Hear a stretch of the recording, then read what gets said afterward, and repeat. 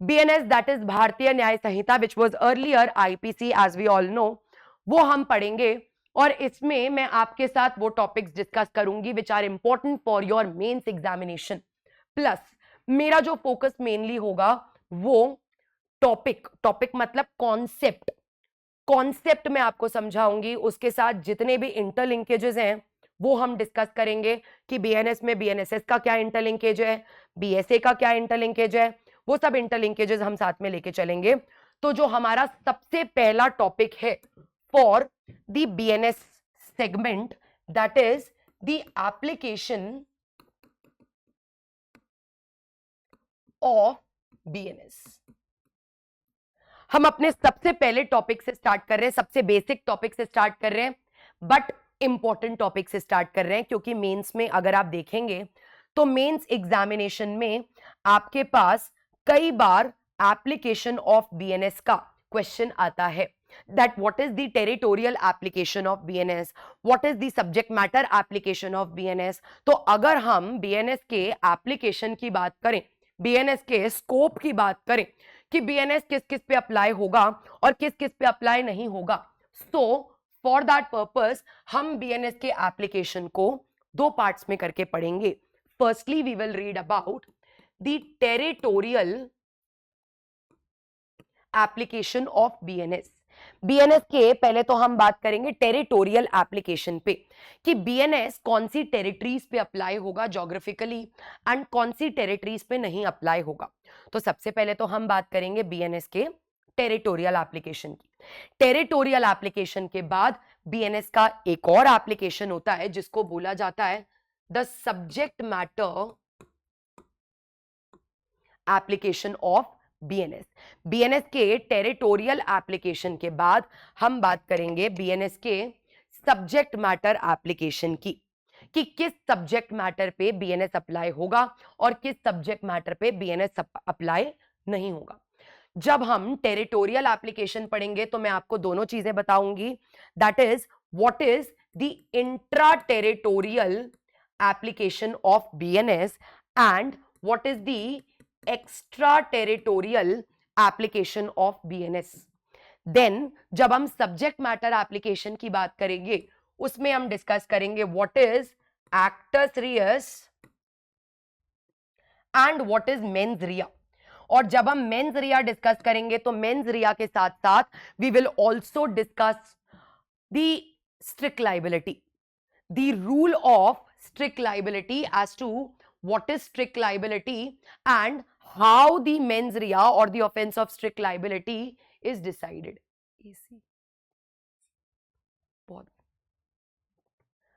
how mens rea is decided, what is the offense of strict liability, ये सारी चीजें हम डिस्कस करेंगे।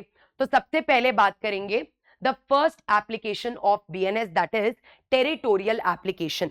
अब देखो, जब हम टेरिटोरियल एप्लीकेशन की बात करते हैं, territorial application means on what territory BNS applies and on what territory BNS does not apply। So when we talk about the territorial application, हम दो तरीके के territorial applications की बात करेंगे, that is intra territorial। देखो इंट्रा का मतलब होता है inside। intra territorial application means when an offense is committed within the country, तो BNS कैसे अप्लाई होगा, inside intra territorial. Extra territorial का मतलब है आउटसाइड द टेरिटरी। कोई ऑफेंस अगर हमारी टेरिटोरियल लिमिट के बाहर आउटसाइड भी अगर कमिट हुआ है उस पे भी बीएनएस अप्लाई होगा, बट कैसे होगा, प्रोसीजर क्या होगा, बीएनएसएस के साथ उसका interlink, that is given under territorial application. Now when we talk about territorial application, तो टेरिटोरियल एप्लीकेशन के लिए सबसे पहले we will deal with section 1 clause 3, 1 clause 4 and 1 clause 5 of BNS. अब देखो बीएनएस में टेरिटोरियल एप्लीकेशन में मैं स्टार्ट कर रही हूं 1 क्लॉज 3, और जब आप 1 क्लॉज 3 पढ़ते हो, 1 clause 3 talks about the intra territorial application कि किसी भी पर्सन ने अगर इंडिया में कोई ऑफेंस कमिट किया है तो उसके ऊपर बीएनएस अप्लाई होगा। दैट मीन्स किसी भी पर्सन ने इंडिया में कोई ऐसा एक्ट कमिट किया है which is an offence in BNS, then that person would be subject to BNS. यही चीज बोली गई है सेक्शन 1 क्लॉज 3 में। क्या बोला है? एवरी पर्सन शैल का मतलब है it is a mandatory provision. Every person shall be liable, every person shall be liable to punishment under this Sanhita. To punishment under this Sanhita means BNS will apply. BNS की punishment उस person को दी जाएगी, कौन से person को? And not otherwise for every act or omission contrary to the provisions thereof, of which he shall be guilty within India.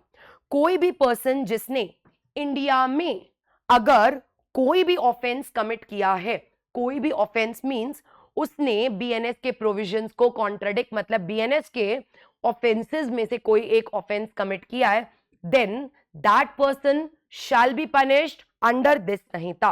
That means उस पे BNS apply होगा। अब देखो यहां पे वर्ड पर्सन यूज हुआ है and not citizen. That means the word person includes both citizen of India as well as non citizen, मतलब फॉरेनर। जिसका मतलब है कि अगर 1 क्लॉज 3 के अकॉर्डिंग बीएनएस के इंट्रा टेरिटोरियल एप्लीकेशन की बात की जाए तो इंडिया की टेरिटरी के विद इन अगर एक इंडियन सिटीजन ने कोई ऑफेंस कमिट किया है उस पे बीएनएस अप्लाई होगा। साथ ही साथ इंडिया की टेरिटरी में अगर किसी भी आउटसाइडर फॉरेनर ने कोई ऑफेंस कमिट किया है which is an offence under BNS, तो उस पे भी बीएनएस अप्लाई होगा। That means such foreigner is also punishable under BNS. क्यों? क्योंकि पर्सन वर्ड यूज हुआ है ना। Person includes both citizen as well as foreigner. मतलब इंडिया की टेरिटरी के विद इन अगर कोई एक्ट कमिट किया गया है, कौन सा एक्ट? वो एक्ट जो बीएनएस के अकॉर्डिंग एक ऑफेंस है, बीएनएस में एक डिफाइंड ऑफेंस है, देन उस पर्सन पे बीएनएस अप्लाई होगा। उसकी पनिशमेंट बीएनएस के अकॉर्डिंग होगी even though that person is a foreigner. Indian citizen पे तो होगी, even foreigner is also included with in the intra territorial application of BNS. That is given under section 1 clause 3। तो अगर हम BNS के intra territorial application की बात करें, it applies upon both citizens as well as foreigners and that is given under section 1 clause 3। Section 1 clause 3 में intra territorial effect दिया है। अब देखो अगर एक्स्ट्रा टेरिटोरियल इफेक्ट पढ़े तो एक्स्ट्रा टेरिटोरियल इफेक्ट के लिए we have to refer section 1 clause 5। अब जब आप सेक्शन 1 क्लॉज 5 पढ़ते हो तो 1 क्लॉज 5 में बोला गया है that the provisions of this Sanhita shall also apply to an offence committed by. मतलब ऑफेंस इंडिया में किया गया तो बीएनएस अप्लाई होगा ही, सिटीजन पे भी फॉरेनर पे भी। लेकिन अगर कोई ऑफेंस इन में से किसी सर्कमस्टेंस में इवन इंडिया के बाहर भी कमिट किया गया है, then also BNS will apply, but only when the offense is committed within any of these circumstances. या तो क्लॉज ए में वो सिचुएशन फॉलो, बी में फॉलो या सी में फॉलो, तीनों में से अगर किसी भी एक में फॉलो होती है तो irrespective of the fact that the offense was committed beyond India, still BNS will apply. That is known as extraterritorial application of BNS. That means BNS will apply extraterritorially, means even though the act was committed outside the territory of India. क्या बोला गया? देखो कब कब extra territorial application होगा।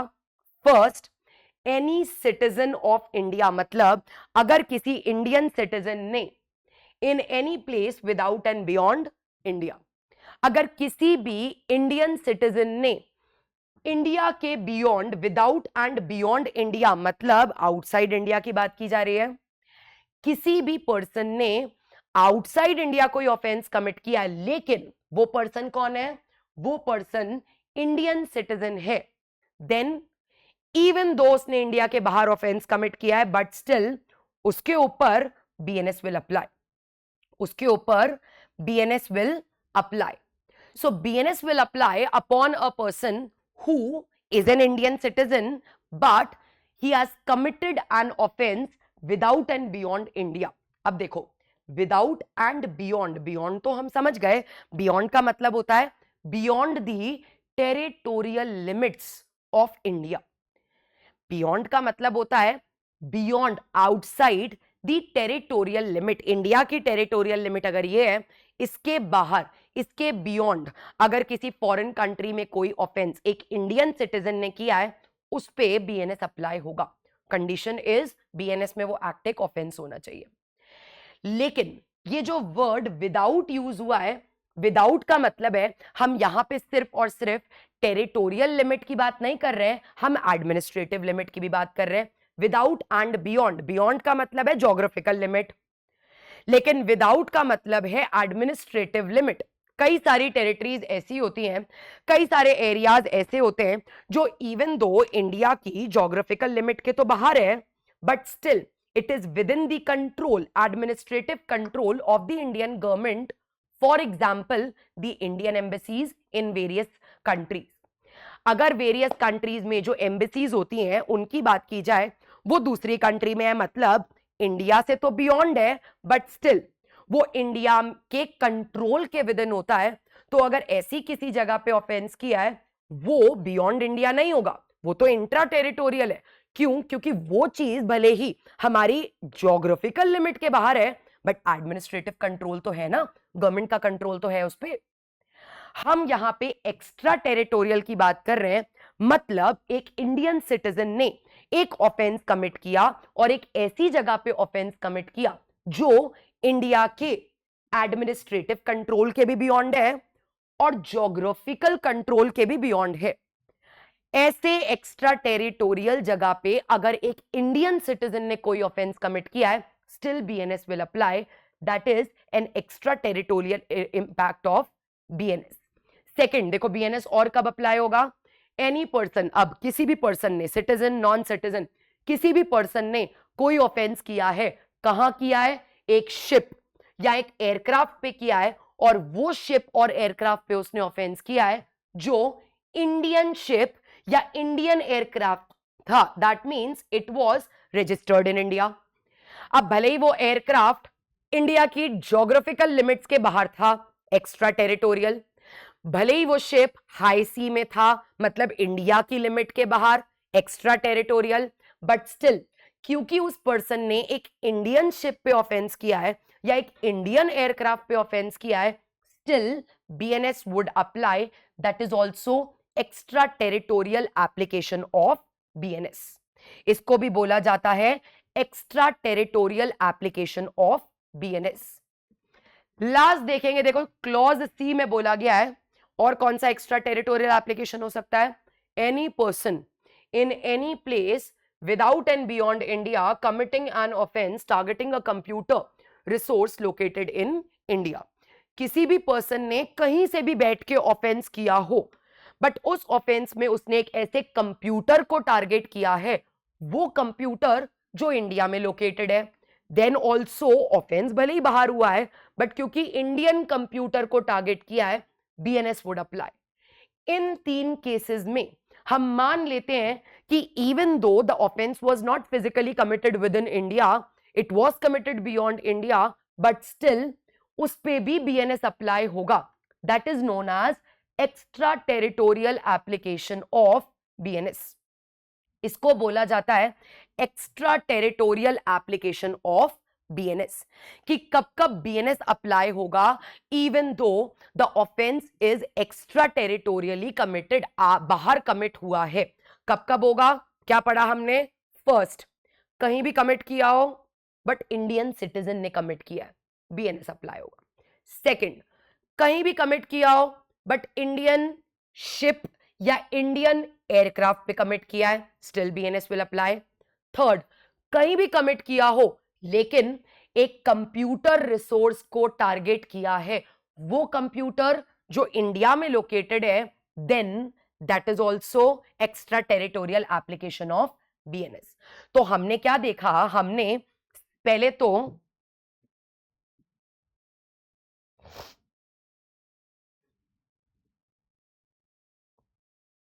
Class is not working, students class में कुछ problem आ रही है, ऑडियो या वीडियो में क्लास प्रॉपरली वर्क नहीं कर रही है, बिकॉज ओके मैं एक बार चेक करवा देती हूँ। वैसे एक बार आप लोग उसको रिफ्रेश भी करके देखो, अगर आप रिफ्रेश करोगे तो मे बी ठीक हो जाएगा, but I will just check.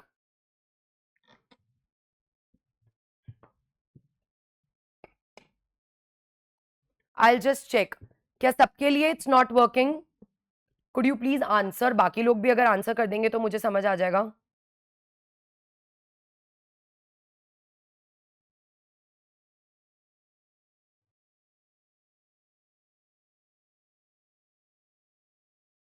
Okay okay okay, जिसका है अगर आपको इश्यू आता है तो एक बार रिफ्रेश करके देख लिया करो, क्लास नॉर्मल हो जाएगी उसके बाद। ऑल राइट,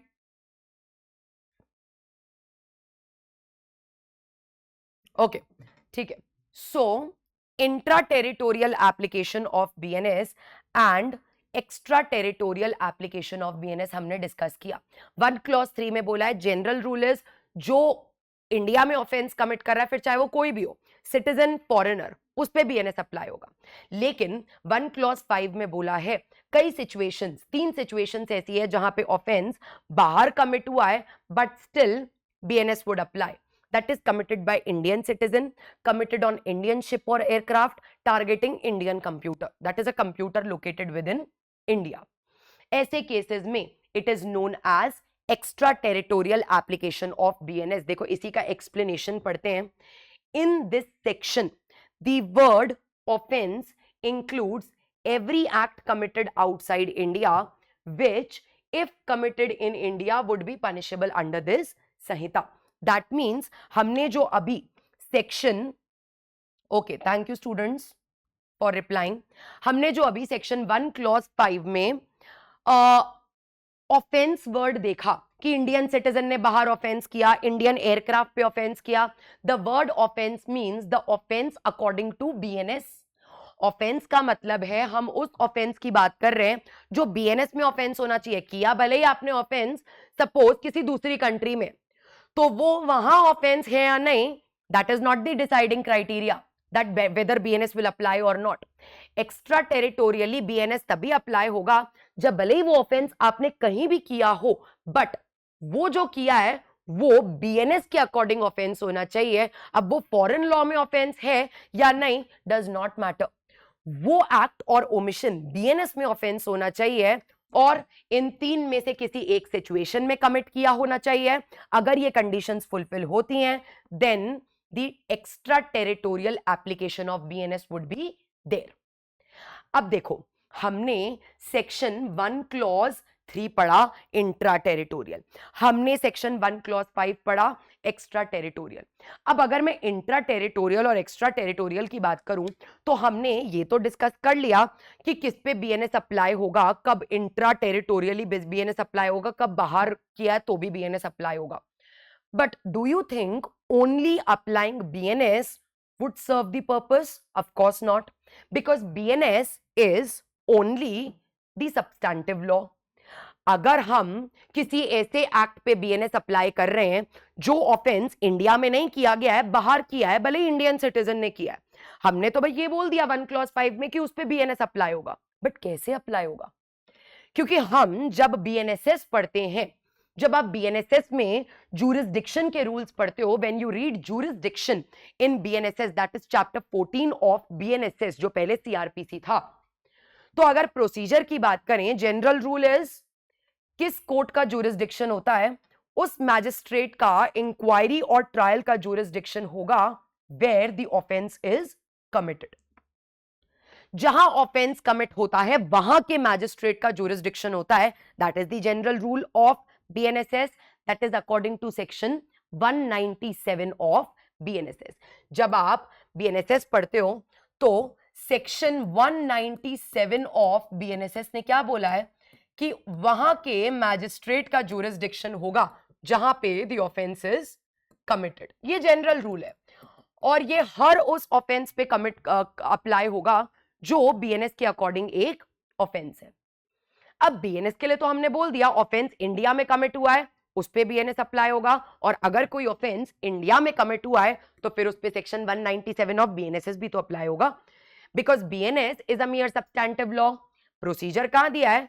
बीएनएसएस में दिया है। बीएनएस अप्लाई होगा तो बीएनएसएस भी अप्लाई होगा, बट बीएनएसएस के सेक्शन 197 में बोला है कि ज्यूरिसडिक्शन की अगर बात की जाए तो हर एक ऑफेंस, किसी ऑफेंस का अगर इंक्वायरी या ट्रायल करना है तो कौन से मैजिस्ट्रेट करेंगे? The deciding criteria is where the offence is committed. But अभी अभी हमने सेक्शन 1 क्लॉज 5 ऑफ बीएनएसएस में पढ़ा एक्स्ट्रा टेरिटोरियल एप्लीकेशन, मतलब वहां पे the offence is committed outside India. अब हम अप्लाई कर रहे हैं BNS, that is an English law, Indian law sorry, but offence commit हुआ है इंडिया के बाहर, क्योंकि एक्स्ट्रा टेरिटोरियल का मतलब ही है कि इंडिया में ऑफेंस नहीं कमिट हुआ। अगर इंडिया में हुआ होता तो बहुत ही सॉर्टेड था। इंट्रा टेरिटोरियल तो फिर हम उस पर तो ऑफकोर्स बीएनएस अप्लाई करेंगे ही, इंडिया में कमिट हो रहा है तो इंडियन लॉ अप्लाई होगा, तो उस पर बीएनएसएस भी अप्लाई हो जाएगा। बट अगर कोई भी ऑफेंस आउटसाइड इंडिया कमिट हुआ है then section 1 clause 5 of BNS ने तो सिर्फ इतना बताया है that BNS would apply upon that particular offense, and that is extraterritorial application. What about BNSS? Whether BNSS would apply or not, क्योंकि BNSS में तो बोला है जहां पे ऑफेंस कमिट होता है वहां का ज्यूरिसडिक्शन होगा, और वहां का ज्यूरिसडिक्शन मतलब ऑफेंस तो फॉरेन कंट्री में हुआ है, तो क्या वहां के मैजिस्ट्रेट का ज्यूरिसडिक्शन होगा? दैट इज इम्पॉसिबल, क्योंकि लॉ हम इंडियन लॉ अप्लाई कर रहे हैं, that is BNS, but jurisdiction हम फॉरेन मैजिस्ट्रेट को दे रहे हैं, वो तो इम्पॉसिबल है ना। दैट मींस अगर एक्स्ट्रा टेरिटोरियल वाली सिचुएशन में बीएनएस अप्लाई होगा तो बीएनएसएस भी तो अप्लाई होना चाहिए। एंड ये बात दी गई है सेक्शन 1 क्लॉज 4 में। Section 1 clause 4 is a bridge, is a connecting link between 1 clause 3 and 1 clause 5। 1 clause 3 में इंट्रा टेरिटोरियल, 1 क्लॉज 5 में एक्स्ट्रा टेरिटोरियल, और उन दोनों को कनेक्ट करने का काम कौन करता है? 1 क्लॉज 4।